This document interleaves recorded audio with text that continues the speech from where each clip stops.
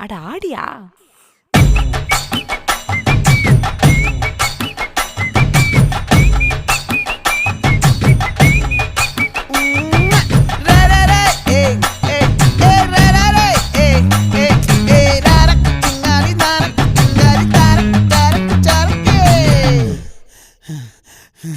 விளைஞ்சிருக்கும் என் வெத்தலை கொடி, அட வளைஞ்சிருக்கும் ஒரு சன்னல் வெடி.